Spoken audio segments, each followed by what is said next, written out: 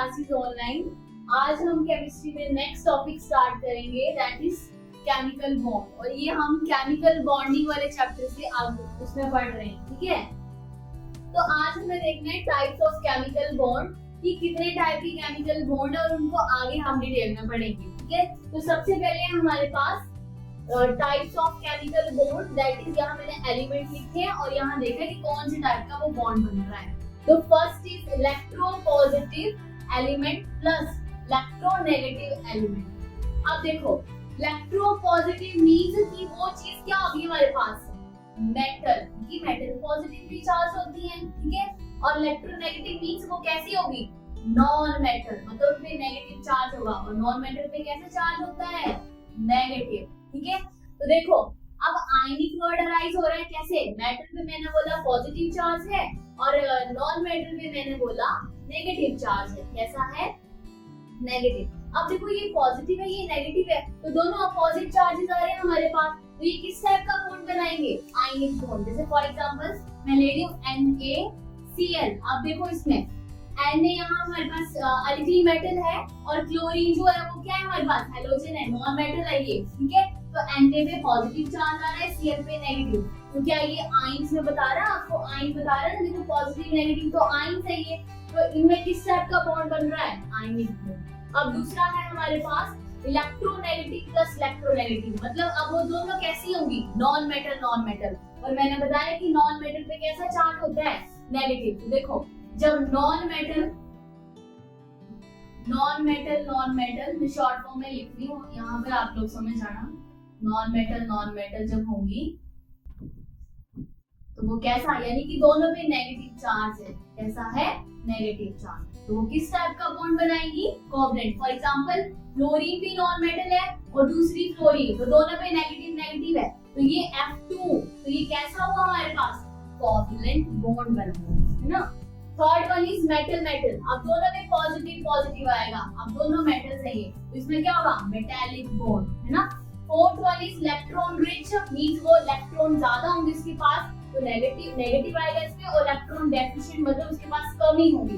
तो electron rich और deficient में हमारे पास कौन सा टाइप का बॉन्ड बनता है, कोऑर्डिनेट बॉन्ड बनता है। And the fifth is fluorine oxygen nitrogen. ये हाइड्रोजन के साथ कौन सी बॉन्डिंग बनाते हैं, हाइड्रोजन बॉन्ड, मींस H2O बोलते हैं ना, H2O। तो ये इन एलिमेंट्स के साथ हाइड्रोजन बॉन्डिंग बनाते हैं। तो ये हमने पढ़ी टाइप्स ऑफ एलिमेंट, ये समझ आ गया। आगे इसके आयनिक बॉन्ड क्या होता है, कोवलेंट बॉन्ड क्या होता है, फिर मेटालिक बॉन्ड क्या होता है, कोऑर्डिनेट बॉन्ड, इनके ऊपर क्वेश्चंस आते हैं, मतलब इनको आगे इनको एक्सप्लेन करते हैं, बुक में दिया हुआ है, देख लेना फिर। हाँ, अभी तो मैंने बस आपको ये बताया कि कैसे ये अराइज हो रहे हैं बॉन्ड कैसे। तो पहला हम पढ़ेंगे ionic bond, yes, ionic bond. अब देखो आयनिक बॉन्ड कैसे बनेगा हमारे पास, it is formed by the transfer of electron of one atom the another atom by the gain of electron. मैं पहले बता चुकी, मैंने NaCl का एग्जांपल दिया आपको, एक पे पॉजिटिव होगा एक पे नेगेटिव होगा। तो जिसके ऊपर पॉजिटिव चार्ज आएगा वो क्या कर रहा होगा, देखो atom donate electron positively charge called cation.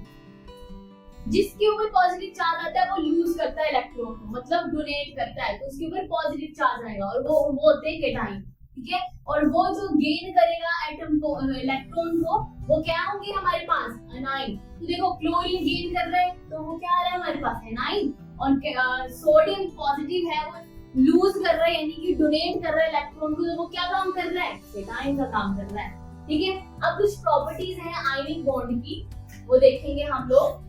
Yes, बोल रहे हैं जो डिफरेंस है इलेक्ट्रोनेगेटिविटी का वो इनके बीच में लाई करता है 1.7 इसकी रेंज है। नहीं, ये कांस्टेंट वैल्यू इसको याद ही करना है कि इसकी जो वैल्यू है डिफरेंस वो इतना है। दूसरा है कि larger the size of metal and less the ionisation energy of metal atom. ये जो प्रॉपर्टीज पढ़ रहे हैं कि आयनिक बॉन्ड कौन कौन शो करेंगे, ठीक है। तो इस लाइन का मतलब ये है कि जिस मेटल का साइज छोटा होगा और उसकी मेटल की आयनाइजेशन एनर्जी कम होगी, प्लस जिस नॉन मेटल का साइज छोटा होगा और आयनाइजेशन एनर्जी उस नॉन मेटल की ज्यादा होगी। एक बार फिर से बता देती हूँ, देखो कैसे। मेटल का साइज चाहिए ज्यादा और आयनाइजेशन एनर्जी चाहिए कम, ठीक है। और नॉन मेटल का साइज चाहिए हमें स्मॉल और उसकी आयनाइजेशन एनर्जी चाहिए ज्यादा, तभी वो आयनिक बॉन्ड बनाए, ठीक है। ये आ गया समझ। Third one is ionic compound made up of opposite charge. कैसे? देखो NaCl, अपोजिट चार्ज आ रहे हैं, एक पॉजिटिव है एक नेगेटिव है, और उनके बीच में कौन सी टाइप की फोर्स एग्जिस्ट हो रही है? That is strong electrostatic force of attraction, क्योंकि अपोजिट चार्ज है। अब देखो, अगर सिमिलर चार्जेस होते हैं तो वो रिपल्शन शो करते हैं, और यहाँ पर अपोजिट चार्ज है तो वो जितना ज्यादा कोई चीज अपोजिट होती है उतनी अट्रैक्ट करती है। तो यहाँ पर कौन सी फोर्स लग रही है? फोर्स ऑफ अट्रैक्शन, क्योंकि ये आयनिक बॉन्ड की जो है वो प्रॉपर्टीज है। नेक्स्ट देखेंगे आगे हम, द फोर्थ वन इज कि सॉलिड स्टेट में आयनिक कंपाउंड्स होते हैं वो इलेक्ट्रिसिटी कंडक्ट नहीं करते हैं, क्योंकि वो सॉलिड में है, वो आयंस में जाएंगे नहीं, तो कैसे इलेक्ट्रिसिटी कंडक्ट करेगी।